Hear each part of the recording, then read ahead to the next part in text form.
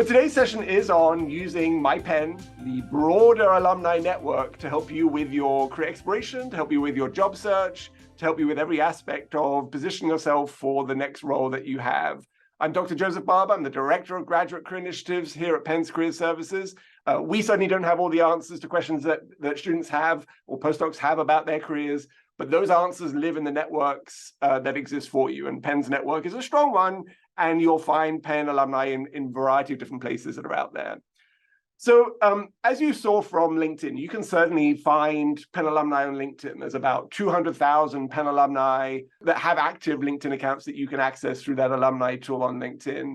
The myPenn system is specific to Penn, right? So it's internal to Penn only. It means that it's really only accessible to students and alumni. So unfortunately, if you're a postdoc, you can't necessarily access the myPenn system, but you can get close to accessing that network through LinkedIn. There are no restrictions for you doing that. Because it's Penn specific, it goes fairly deep into the background of alumni in terms of their program, their school, their major, the student groups that they were part of, the volunteer opportunities that they took advantage of as a student, right? So there's lots of different criteria that you can search through to find people who are very much like you in terms of an academic background or an interest area. And then it has on top of that the sort of the career component, the sort of where people are right now, what they're doing, the industries that they're in, and the jobs that they're in. So those are going to be great as you think about your career exploration process. What's also great about the myPenn system, which LinkedIn doesn't like to do, is you can find people's emails fairly easily on myPenn, right? There could be an alumni email, it could be a Gmail or a personal email. LinkedIn is sort of very secretive about emails, right? You can only get the email of a first-degree connection on LinkedIn, but you might be able to find a personal email for a contact that you're looking for on myPenn fairly easily.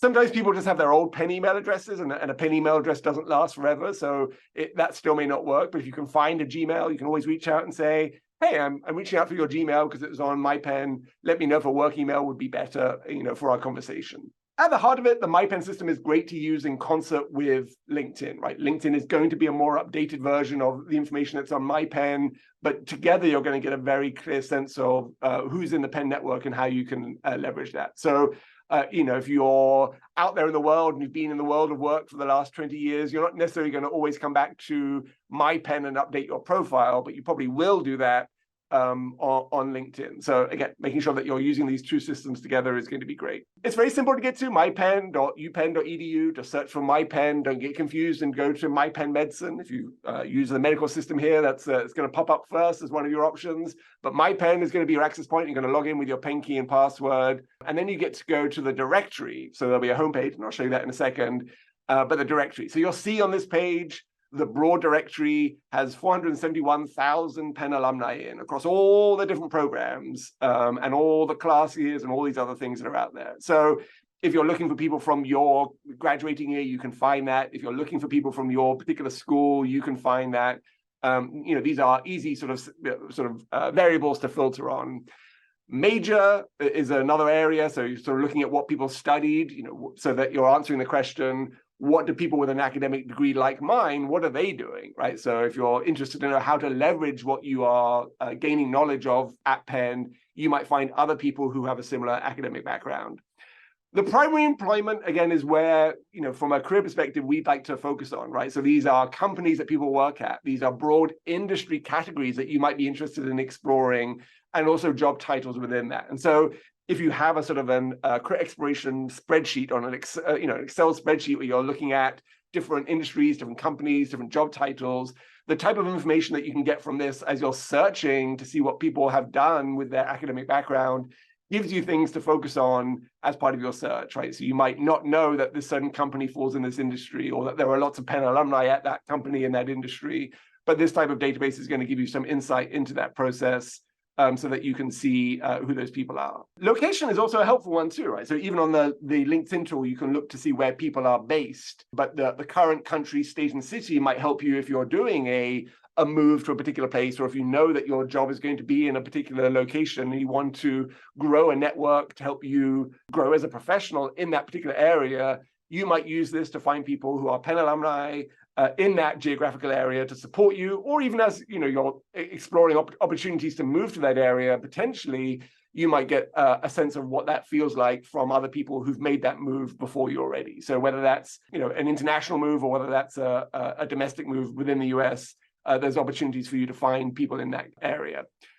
The other thing that myPenn has is this available for mentorship tag, right? So when alumni set up their profiles, they get to choose whether to check a box that says available for mentorship. Now, it doesn't really mean that they want to be a formal mentor. That's a lot of pressure to be someone's mentor. It's sort of meant to sort of signify that they are more open to having people reach out to them who are seeking advice, right? The type of mentorship they want to provide is sort of advice that they can share from their own lived experiences. From your perspective, demonstrating that you saw that on someone's profile, hey, I saw that you had selected available for mentorship. I just have a few quick questions. Thank you so much for being available. That's going to help remind them that they selected this option and make them feel happy to perhaps serve in that role, even though they may have selected that box 3 years ago and they may be busy now. You can sort of remind them that they did select that. And I think you're more likely to get people to respond to your outreach when you've pointed out that they said that they were available for mentorship. So keep an eye on that as a thing to look for. And if we use this tool, this platform, you can be very, very specific in your search, right? So in this case, I was looking for a PhD alumni with a cell and molecular biology background, working in biotech, who's open to mentorship, and I could then narrow it down by location, right? And so you can, find almost with pinpoint accuracy the type of people that might be able to answer the questions that you have. Just like with LinkedIn, though, the best way to use these types of platforms is not just to jump on it and start clicking buttons, but to know ahead of time what questions you are looking for answers for, right? So what are the things, what types of information are you looking for from people? None of the people on myPenn are there to give you a job or to give you an internship, right? That's not the role. They are there to share advice from their own lived experiences. And so as you think about reaching out to people, it's really helpful to say, I'm looking for someone who can give me an answer to this type of question. What's it like to work in a big biotech and then move to a small one and then work in a big, right? And then as you're looking at people's profiles, you'll find a subset of these people have that experience that you are looking to sort of explore and will be able to answer the question from their lived experience.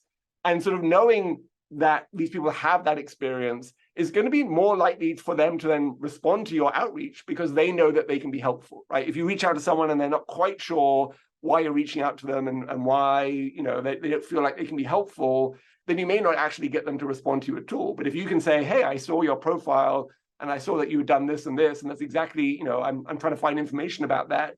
Can I ask you a few questions about your experience? Then I think you're going to get people who are much more likely to respond to you and be happy to share their experience with you. So always start off with a set of questions before you start selecting random people to potentially network with. And then just as an example from that list of people that I found there who are available for mentorship, you can see I've sort of redacted it slightly here, the email address down there in that sort of section, the contact information. So even though I don't necessarily want to connect with people, or my advice wouldn't necessarily be to connect with people in their personal emails, it's a good starting point to say, hey, I have your Gmail, let me know if your GSK email would be a better place to sort of reach out to you, right? It depends on them and their preferences as well. But these are just things to sort of bear in mind as you are reaching out to people. And the benefit of this is that you're more likely to come across an email that's going to be helpful to you. On the myPenn system, they've also flagged alumni engagement with Penn, right? And so there's sort of these 3 categories: give, go, and lead. These are only really important as an illustration of how involved the alumni might be in the Penn community, right? So you might see one of these highlighted in someone's profile, meaning that they've done one of these things or all 3 of these things. It's not something you necessarily need to search on, but it's just, if they are active doing these things, then they are perhaps more likely to be responsive to outreach from other Penn students. Just something to bear in mind, but not necessarily something that's going to affect who you're reaching out to and why. When you are reaching out, and before we jump over to the platform itself, making sure that you are getting the right type of ask in your outreach email is going to be really important. As I mentioned, no one, wants to give you just random information that you are looking for to make your life easier. What they want to do is to feel valued, that their lived experience can be helpful to other students. And so making sure that when you do reach out to them, you're sort of very clearly identifying how they can be helpful and not just saying, can you pass my resume on to a hiring manager? That's not going to be really helpful to you if that person who's passing it on cannot advocate for you. And it's, to a certain extent, a high risk for them to pass on a resume of someone that they don't know, within their organization, because their reputation is at stake if it turns out that this person is not a great candidate. So this is sort of an example of a not so great sort of outreach effort. This one is perhaps overly flowery or overly formal, but is a more direct focus on appreciating the lived experience of that alum that you're reaching out to. So demonstrating that you've done some of the hard work as you've investigated your options, demonstrating that you understand how the experience of this person would be helpful to you, and then making a very clear ask about what it is that you'd be interested in hearing about. So it feels manageable from the contact's perspective. It feels like it's going to be something that could happen in a 15-minute phone call or a quick email. And then obviously being flexible in terms of how you might want to connect with them. I'm not the type of person who necessarily is excited to go out to coffee with a random person I don't yet know. Some people love to go out to coffees with people that they don't yet know. I'd probably be happy to do an email interaction first, and then maybe a Zoom chat from the safety of my own office, as it were. But different people have different preferences. We have the extroverts in the world, we have our introverts in the world. So making sure that you give people options about how they can connect so that they are the most comfortable when they're having the conversation with you. When they're the most comfortable, they're going to be much more open to a nice conversation that will be supportive of you. So again, just an example, not something that you need to write word for word. We've been talking about AI a lot as part of this week, or at least I have. Again, you could use ChatGPT to give you some ideas about what you could do to reach out, how you might frame that email, what you could focus on. I wouldn't use this to craft your emails, but certainly you can get ideas about what those emails could look like. So again, just an overview of sort of the platform in general. What I'm going to do now is sort of jump over to the platform and talk about how to navigate through it, all with the goal of potentially setting up these informational interviews, right? So yes, there are people working at organizations that you'd love to work at. I would say that even if you are looking for someone to refer you, even if you're looking for someone who might be, in HR, who's a Penn alum, the first step is often just to start a conversation and appreciate that person for who they are, not what they can do for you, right? So it's a sort of a two-step approach. You're starting a conversation, and then you're sort of potentially building on that to make an ask. This informational interviewing guide is just an easy way to sort of navigate through this process to give you hints about how you can reach out, what types of questions you can ask, and then how you can follow up to keep that conversation going. So I'll throw that out there. It's on our website, easy for you to find. So when I log into myPenn, this is what I'm going to find, sort of this overall page. I tend to go to the directory page first, because that has all the options and variables that I need, right? So here we go. We've gone up 1,000 or so, 472,000 alumni right now. And then these are all on the left-hand side, the variables down the side. And you can just see that some of these are available for mentorship. You can see that flagged very clearly. You can see some of these badges lit up here for people's involvement as part of that process. So let's go through them. First of all, many of you may be graduate students, so we can narrow down our pool by graduate students first, right? So just people who have a graduate degree. Then you can look for a school. So, we could do the School of Design. It's generic name because it's had different names. So now we're sort of at 16,000 here. Then I could go down into sort of the degree areas, right? So city planners. So if you're a city planner and you look for other city planners, we're down to 3,200. Then I can do it by industry, right? And so real estate is often an industry that city planners may go into. So now we're at 59. And then I can look for available for mentorship, right? So 472,000 is too many to sort of navigate through, but 13 people, gives us a sort of a good starting point for how you might begin to reach out to people who might have answers to the questions that you have about working in real estate as a city planner, right? And you can see their graduation year. You can see where they are right now. They may not be in these roles right now. You may have to go on LinkedIn to double check that they are still at those places.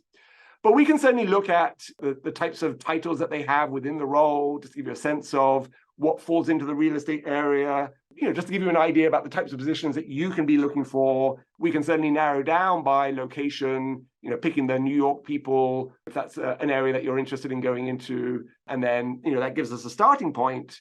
We could click on Alison's profile here, see her background, got a certificate in real estate design and development. We can scroll down, we see a whole bunch of emails here, maybe a current organization, an alumni email that still will work, a personal email address, and the design one that probably won't work because it sort of gets shut off. And again, what I can do then is I can go over and I can see if Alison's there on LinkedIn. And I can also see on LinkedIn how I might be connected to Alison. So I do have a second degree connection through Maria.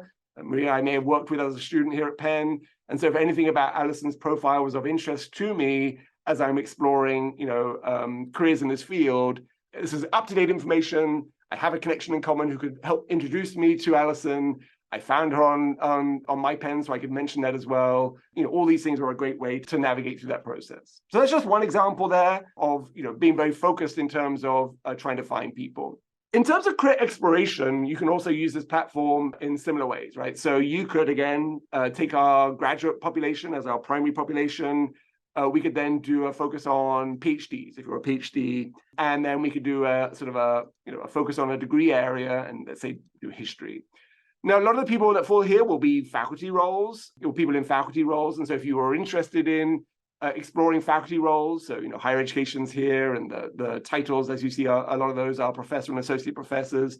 If you're interested in working in different types of academic institutions, now you know people in terms of where they are, the types of institutions that they are, and you can sort of use that to explore your own journey within academia as you're applying for those roles. Knowing that, the faculty job market tends to have fewer positions than the number of people, it's always great to build options moving forward. So we could also see what people with PhDs in these areas also do. So let's add in a few more areas here. Let's add in English, and let's add in anthropology, let's say. So again, these are all PhDs in these areas, humanities and social sciences. This gives us a sort of a opportunity to look at different types of industries that are out there. So we'll open this up a little bit. So we can see that government administration is one of those. So we could click on that.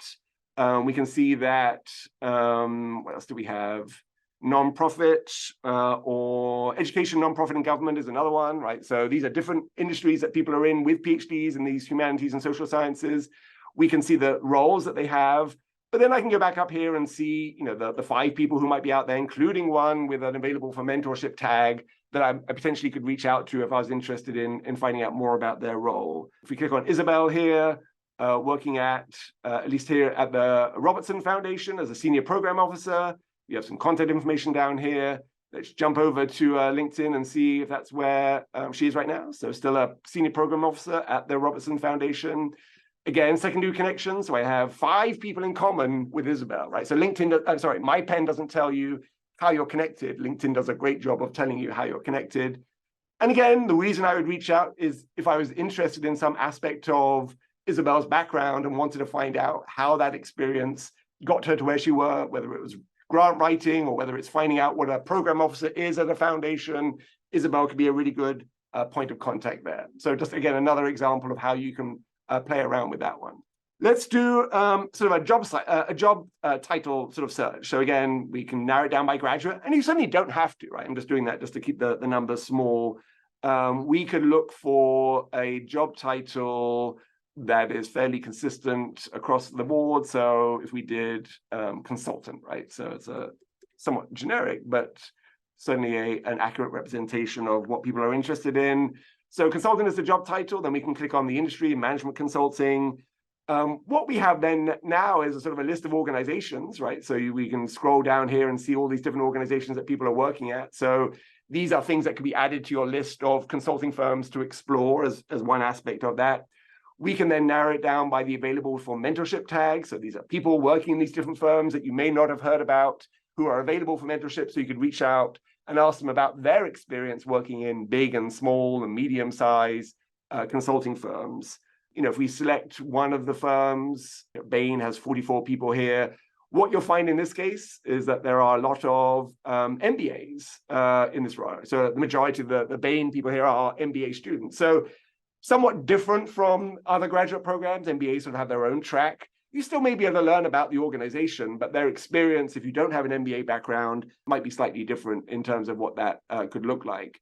As we expand out of these, we'll get rid of some of these filters here. We can find people in different areas. We can also look for people from different programs who are in there, right? So as we look at, let's keep it with graduate. As we look at different programs that have gone into consulting, we could see that, for example, the Master of Behavioral and Digital Sciences has one person in a consulting role, at least on the myPenn system, right? They may be in consulting role without that. They're working at BCG. And so if we click on this one, Again, this person has contact information that you could reach out to. If we go onto LinkedIn, we can see that they're still there. We can take a look at their background, see how they got there. They were a summer associate, so learning about their experience as a summer associate might help you as you're positioning yourself for a role in BCG, or at least you could ask them how helpful that was, or what they did to position themselves for that type of role. And they are also a secondary connection, right? So I have 3 connections that could help me start a conversation in this context. So, this is how these tools work really well together.